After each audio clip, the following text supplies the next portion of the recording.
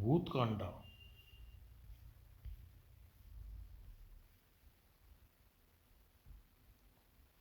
ये कवर चित्र है दोस्तों।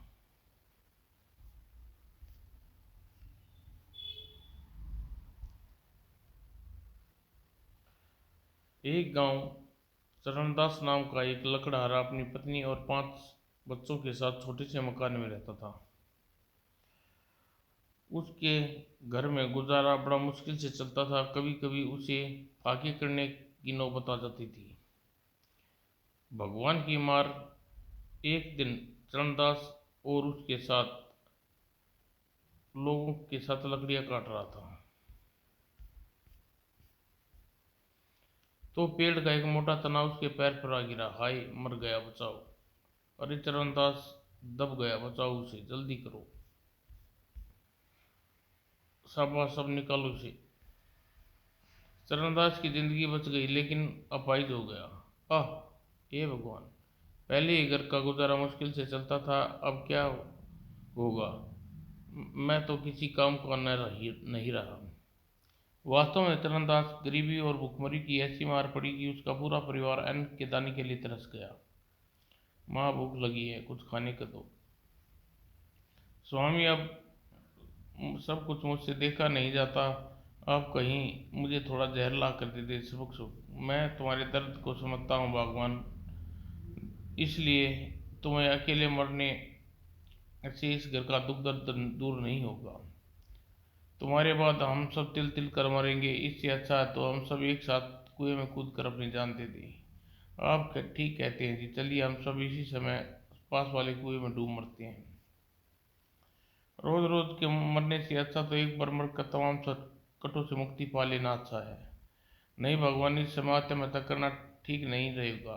गांव वालों हमें देख लिया तो हमारा मरने तो दूर, वे हमारा जीना भी दुर्लभ कर देंगे।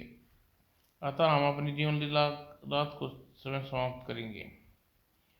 उसका बड़ा लड़का चंद्रवीर उनकी बातें सारी बात सुन रहा था। अपने माता पिता का निष्कर्ष जानकर उसका मन अर्थात दुख से भर उठा।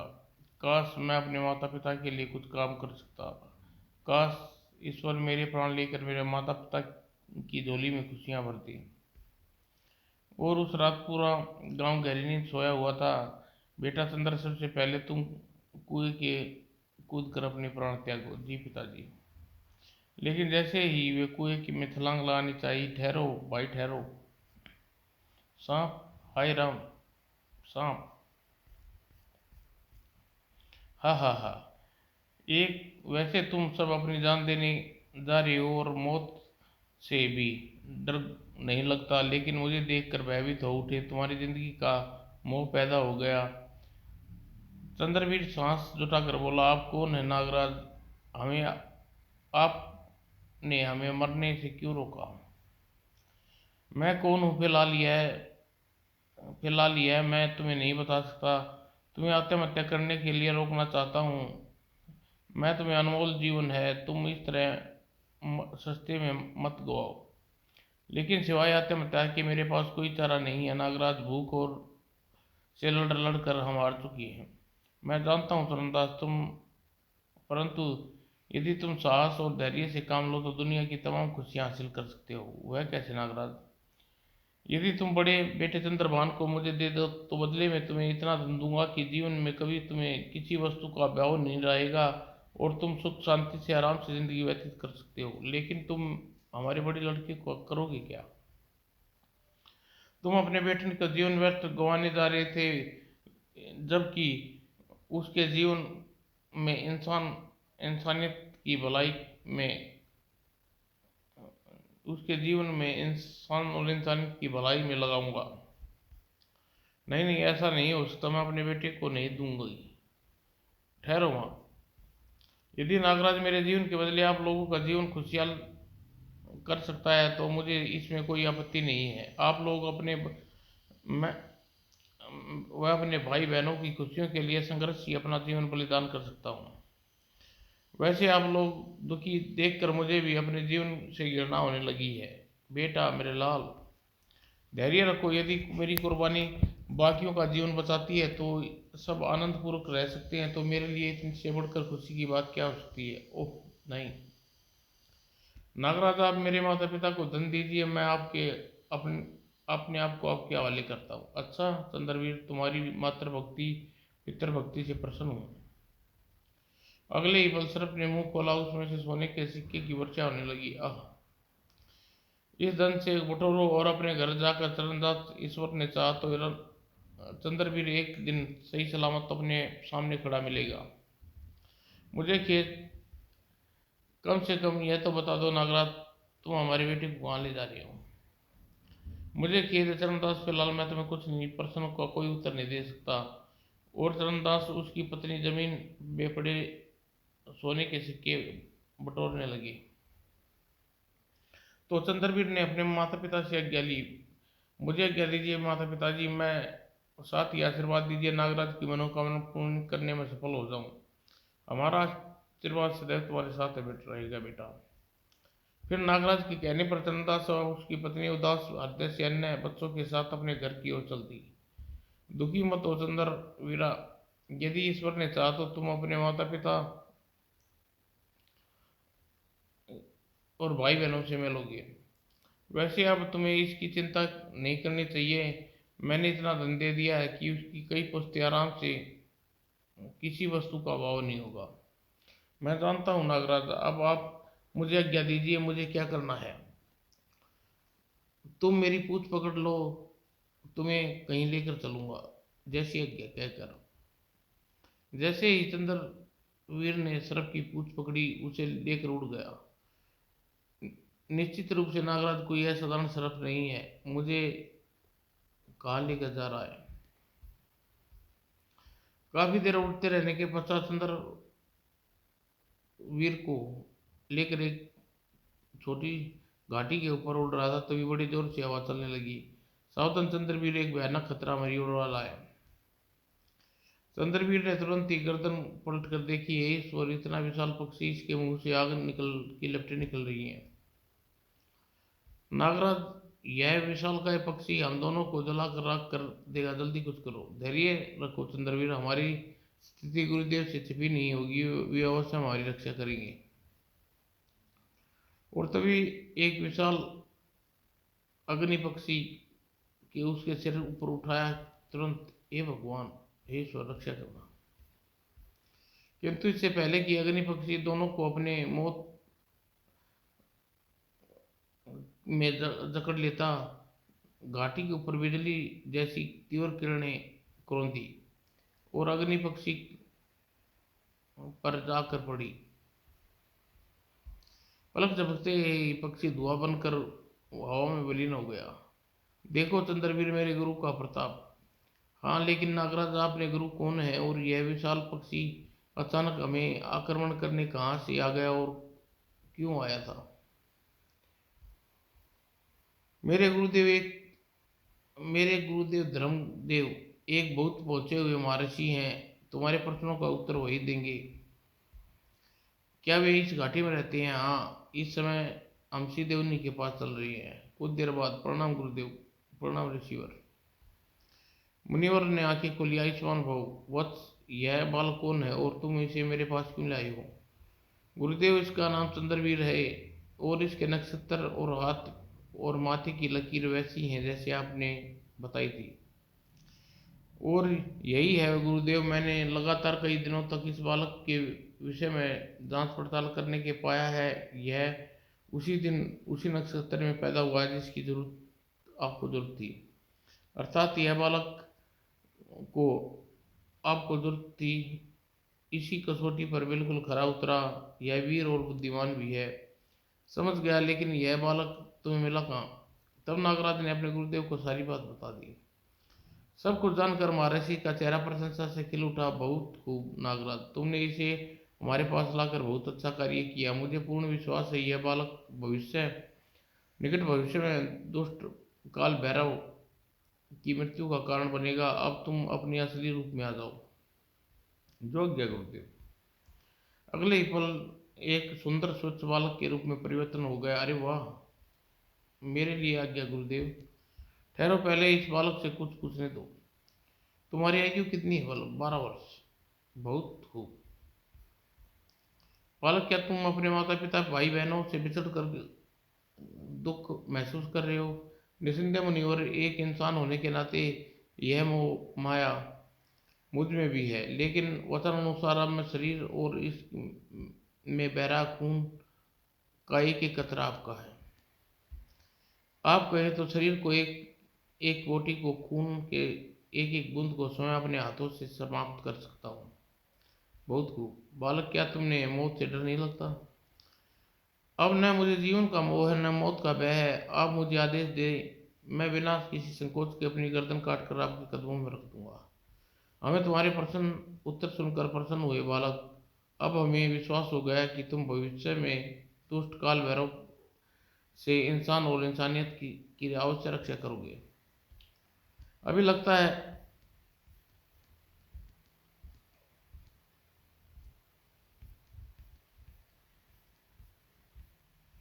बालक, क्या तुम्हें मौत से डर नहीं लगता? कभी लगता था मुनिवर, गरीबी था, लेकिन जब मैंने भूख और गरीबी की मार देखी और अपने माता पिता को मजबूर होकर आत्महत्या का प्रयास करते देखा तो मेरा अभ्यास सारा जाता रहा। बस भोर होने वाली है, इससे पहले इंसान और जल स्नान और जलपान करो, उसके पश्चात हमारे पास आना। जो आज्ञा गुरुदेव। नागराज और चंद्रवीर पहले सरोवर में स्नान किया, फिर नागराज ने उसे कंदमूल व फल खाने को दिए और स्वयं भी कुछ खाया। पेट भर खाने के पश्चात नागराज चंद्रवीर को घाटी की सैर कराई। वहां अनोखी छटा देख कर चंद्रवीर का मन हृदय विभोर उठा। वह अति सुंदर। उसके बाद नागराज चंद्रवीर को लेकर अपने गुरु धर्मविद्र के पास पहुंचा। बेटा नागराज, आज से चंद्रवीर की शिक्षा दीक्षा तुम्हारे ऊपर है। तुम्हें इसे उसी तरह तैयार करना है जैसे मैं चाहता हूँ। जब यह सर्वगुण संपन्न हो जाए तो इसे मेरे पास ले आना। जो आज्ञा गुरुदेव। नागराज उस दिन चंद्रवीर को तरह तरह की विद्याएं देने लगा, जिसमें शस्त्र ज्ञान के अलावा धनुष चलाना, तलवार चलाना, युद्ध करना, भाला चलाना, लंबी व ऊंची छलांग लगाना, तंत्र मंत्र का ज्ञान भी शामिल था। और इस प्रकार तरह तरह की विद्याएं हासिल करने के बाद चंद्रवीर को 6 माह का 6 साल बीत गए और वह 18 वर्ष का युवा हो गया। एक दिन, मित्र चंद्रवीर, अब तुम पूरी तरह हर कला में पूरी तरह निपुण हो गए। मैं चाहता हूँ कि तुम गुरुदेव मेरे द्वारा सिखाई हर विद्या की परीक्षा दो। मुझे कोई आपत्ति नहीं है नागराज। तब नागराज चंद्रवीर को लेकर महर्षि धर्मदेव के पास पहुंचा। गुरुदेव प्रणाम। प्रणाम महर्षि। आयुष्मान रहो, चाहिए तुम्हारी प्रतीक्षा कर रहा था। वत्स नागराज, क्या चंद्रवीर को तालीम पूरी हो गई? जी गुरुदेव, आप चाहे तो स्वयं इसकी प्रतीक्षा परीक्षा लेके देख सकते हैं अवश्य।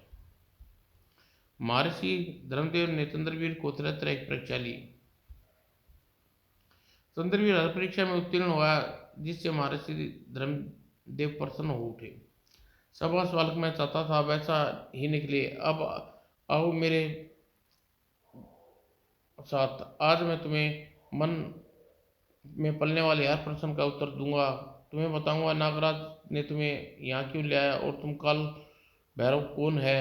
कुछ देर बाद, बेटा काल भैरव एक बहुत ही दुष्ट जालिम राजा है। वह तंत्र मंत्र का ज्ञाता है, यही नहीं बल्कि बड़ा जादूगर भी है। वह 6 माह सोता है और 6 माह जागता है। जब तक सोता है तब तक पृथ्वी पर शांति रहती है, लेकिन जब जागता है पृथ्वी पर कोहराम मच जाता है। लगता है मानो भूचाल आ गया है। उसकी हार्दिक इच्छा है कि वह पृथ्वी का सम्राट बने। अपनी इसी इच्छा को लेकर वह न जाने कितने इंसान को, राजाओं को और महाराजाओं को मौत की घाट उतार चुका है। 17 राज्यों पर अपनी विजय का झंडा गाड़ चुका है। कुछ ही माह में उसकी सेना वह हमारी धरती की ओर बढ़ रही है, लेकिन जागने की अवधि पूरी हो जाने के कारण उसे एक भयानक घाटी में पड़ाव डालना पड़ा और इस समय वही सो रहा है। बेटा आज नहीं तो कल वह हमारी धरती पर भी पहुंच जाएगा। यदि वह यहाँ पहुंचने में सफल हो गया तो यहाँ साधु सन्यासी ऋषि मनु का जीना आराम कर देगा, सत्य और धर्म को पूरी तरह नाश कर देगा। उसी उस पापी अधर्मी को किसी प्रकार दया या न्याय की उम्मीद नहीं की जा सकती। साधु सन्यासियों का कट्टर दुश्मन है। यही सोचकर मैंने एक दिन अपने शिष्य नागराज को आने वाले विनाश का जिक्र कर रहा था, उससे कहा कि दुष्ट को केवल तुम जैसे ही लगन और नक्षत्र में पैदा होने वाला व्यक्ति मार सकता है। जिज्ञासा नागराज उसी दिन तुम जैसे व्यक्ति की खोज में लग गया और था तुम्हें खोज कर मेरे पास ले आया। बेटा, मैं चाहता हूँ कि अब तुम ही उस काल भैरव से इंसान और इंसानियत की रक्षा करो। मैं अपने प्राणों की बाजी लगाकर भी आपकी इच्छा पूरी करने के लिए चेष्टा करूंगा। गुरुदेव, कृपया आप मुझे बताइए काल भैरव कहाँ मिलेगा और उसे किस प्रकार मारने में सफल हो सकूंगा। वह इस समय उत्तर पूर्व में की भयानक घाटी में है। वह किसी घाटी में तुम्हें मिलेगा और तुम्हारे लिए खुशी की बात यह है कि इस समय वह निद्रा के अधीन में होगा, यानी निद्रा की अवस्था में, परंतु फिर भी उसे मार पाना इतना आसान नहीं होगा। उसकी मौत उसके पेट में मौजूद एक अंडे में है और उस अंडे को फोड़ने में उसकी मृत्यु हो सकती है। परंतु मुझे पूरा विश्वास है कि काल भैरव के अनुचर व सेवक इस बात पूरी तरह मुस्तैदी से अपने स्वामी के चारों ओर पहरा दे रहे होंगे और उसकी रक्षा कर रहे होंगे। इसलिए तुम्हें बड़ी होशियारी और सावधानी से काम लेना होगा। आप चिंता न कीजिए गुरुदेव मुनिवर, अब या तो वह जीवित रहेगा या फिर काल भैरव मैं। बस आप मुझे आशीर्वाद दे के विदा कीजिए। महर्षि धर्मदेव ने उसे हवा में अपना हाथ घुमाया और तुरंत एक घोड़ा प्रकट हुआ। चंद्रवीर, तुम इस घोड़े पर सवार हो जाओ, तुम्हें मंजिल तक पहुंचाकर मदद करेगा। ऋषिवर के पैर छूकर धर्मवीर ने एक छलांग लगाई, घोड़े पर बैठ गया और विदा मुनिवर, जाओ बेटा, मेरा आशीर्वाद तुम्हारे साथ रहेगा। चल मेरे घोड़े, मुझे मेरी मंजिल तक पहुंचा। अगले ही पल घोड़ा हवा में उड़ने लगा। घोड़ा की लगातार काफी देर हवा में उड़ता रहा। धर्मदेव ने ऐसा महसूस हुआ जैसे अदृश्य शक्ति घोड़े को धरती की ओर खींच रही है। उफ, यह क्या चमत्कार है! असंभव! सावधान चंद्रवीर, हम लोग काल भैरव की जादू शक्ति के मुंह में खींचे जा रहे हैं। इच्छा यही होगा, तुरंत मेरी पीठ से कूद जाओ। लेकिन तुम्हारी पीठ से कूद कर मैं वैसे भी जीवित नहीं बचूंगा। उस हालात में फिर भी तुम्हारे बचने की उम्मीद है चंद्रवीर, लेकिन यदि तुम मुझ पर सवार है तो शायद बिल्कुल न बचो। ओह, सोच क्या रहे हो चंद्रवीर, जल्दी कूद जाओ। फिर चंद्रवीर सोचने विचारने का समय व्यर्थ नहीं गवाया और घोड़े से कूद गया। हवा जल्दी ही घोड़ा धरती पर बिछी लोहे की एक विशाल गोले की प्लेट पर उतरते ही पत्थर का बन गया। उस विशाल प्लेट के पहले कई मनुष्य पक्षी पत्थर के बने थे। उधर चंद्रवीर एक तालाब में जाकर गिरा और अरे मैं तो बत्तख बन गया। तभी, घबराओ नहीं युवक, तुम्हारा रूप अस्थायी है। यदि तुम तालाब से बाहर निकल जाओगे तो फिर से अपना शरीर पालोगी। लेकिन अफसोस, किनारे पर खड़े सैनिक तुम्हें तालाब से बाहर नहीं निकल पाओगे, यही हमारी मजबूरी है। लेकिन आप लोग कौन हैं? हम चारों सगी बहनें हैं और इसी घाटी में राजकुमारियों है। दुष्ट काल भैरव ने हमारे देश में जीत कर हमें पिता को कारागार में डाल दिया और हमें यहाँ कैद कर छोड़ा। ओह, तो काल भैरव इसी घाटी में है। जी हाँ, तब तो उस दुष्ट की मौत निश्चित है। इन सिपाहियों को मौत के घाट उतार कर मैं तालाब से बाहर निकलता हूँ। तुरंत ही अब उसने तीर धनुष आ गया और एक बाण उसने सैनिकों के सिर धड़ से जुदा कर दिया। कहकर चंद्रवीर ने मंत्र पढ़ा और फिर बाण छोड़ा और एक सिरे पर सैनिक के सिर कटते चले गए। सैनिक के मरते ही चंद्रवीर तैरता हुआ तालाब के बाहर निकल आया और बाहर निकलकर उसने अपने असली रूप में आ गया। देवियों आप भी चिंता न करें, जल्दी ही काल भैरव को मारकर आप सबको मुक्त कराऊंगा। चंद्रवीर ने फिर कोई मंत्र पढ़ा और बोने का रूप धर लिया। अब काल भैरव के सैनिक की आंखों में धूल झोंक कर आसानी से काल भैरव तक पहुंचा जाएगा। चंद्रवीर अपने छोटे कद के पहरेदारों की आंखों में धूल झोंकता हुआ काल भैरव की खोज करने लगा। उधर काल भैरव की खोज करता हुआ चंद्रवीर आखिरकार एक विशाल कक्ष में पहुंचा, जहां विशाल कक्ष में लंबे चौड़े बिछोने पर सोया हुआ था काल भैरव। इन पहरेदारों को चकमा देकर काल भैरव तक पहुंचना जरा मुश्किल काम है। अरे क्यों ना मैं इन सैनिकों को थोड़ी देर की नींद दे दूं। और चंद्रवीर ने कोई मंत्र पढ़कर हथेली पर फूंक मारी। तुरंत ही हथेली से धुआं निकलने लगा और फैलने लगा। सिद्धि सैनिक की नींद में झूमने लगे और आखिरकार आगे बढ़ा खर। लेकिन जैसे ही उसने जोर से सांस खींची, चंद्रवीर की नाक में खींचता चला गया और फिर पलक झपकते हुए पेट के भीतर ओ ये रहा अंडा। चंद्रवीर ने मंत्र पढ़कर तलवार हासिल कर ली। इससे अंडे को फोड़कर मौत के घाट उतार दूं दुष्ट काल भैरव को। तभी यह क्या मुसीबत आई। कौन हो तुम। मैं इस अंडे का रखवाला प्रेत हूं। मेरे रहते तुम इसे छू भी नहीं सकते। यदि ऐसी बात है तो पहले तुम मरो। और पलक झपकते ही चंद्रवीर ने की तिलस्मी तलवार भूत के आर पार सीने के आर पार हो गई। भूत के मरते चंद्रवीर ने उसके सीने से तलवार खींची और भूत के अंडे को कई भागों में विकसित कर दिया। अंडे के फूटते ही अतंत निंद्रा में सोया काल भैरव अंतिम बार बड़े जोर से चीखा आई और उसके तीक के साथ ही चंद्रवीर हवा मुख के रास्ते से बाहर निकला। काल भैरव मर गया। जब काल भैरव के सैनिक सेवकों ने उसकी मौत के बारे में पता लगा तो उसने चंद्रवीर के सामने अपने हथियार फेंक कर सिर झुका लिया।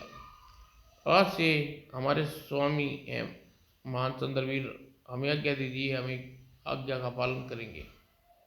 तो सुनो, दिन दिन देश को तुमने जीत कर अपना गुलाम बनाया है, उन्हें आज़ाद कर उनके राजाओं को सौंप दो और अपने देश लौट जाओ। ऐसा ही होगा स्वामी। काल भैरव के सेनापति उसी समय वहां से कूच कर लिया और तमाम जीते हुए राजा को आज़ाद करता हुआ अपने सैनिकों के साथ वह देश में काल देश में पहुंच गया।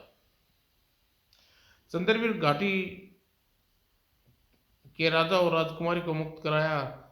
उस घाटी के राजा वीरसेन चंद्रवीर से मिलकर बड़े खुश हुए। उसने अपने चारों पुत्रियों का विवाह एक साथ कर दिया और अपनी पत्नियों को लेकर चंद्रवीर रथ में सवार हुआ और महर्षि धर्मदेव के पास पूछा, प्रणाम मुनिवर। ओह, तुम आ गए बेटा। हाँ हाँ मित्र चंद्रवीर। मुनिवर, ये चारों मेरी पत्नियां हैं। मैं काल भैरव की मौत के घाट उतार कर ही नहीं पाया है। कहकर चंद्रवीर महर्षि धर्मदेव को सारी बात बता दी। सब कुछ सुनकर धर्मदेव बहुत प्रसन्न हुए। बेटे नागराज, तुम्हें जिस कार्य ने मेरे पास लाए थे वह आज पूरा हुआ। आज तुम स्वेच्छा से अपने घर जा सकते हो। मेरी ओर से पूर्ण तरह स्वतंत्र हो। जैसी आपकी आज्ञा मुनिवर। महर्षि धर्मदेव से आज्ञा लेकर चंद्रवीर अपने चारों पत्नियों को लेकर अपने घर के पहुंचा, जहां उसके माता पिता को बेशक उस समय किसी चीज की कोई कमी नहीं थी, लेकिन फिर भी चंद्रवीर के लिए दुखी थे। अतः उन्हें जैसे ही चंद्रवीर को देखा उनका रोम रोम प्रशंसा से खिल उठा। माँ, पिताजी, ओ चंद्रवीर मेरे लाल। अपने बेटे और चार बहुओं को पाकर चंद्रवीर के माता पिता भाई बहन खुशी से ठिकाना न रहा, आनंदपूर्वक रहने लगे। समाप्त।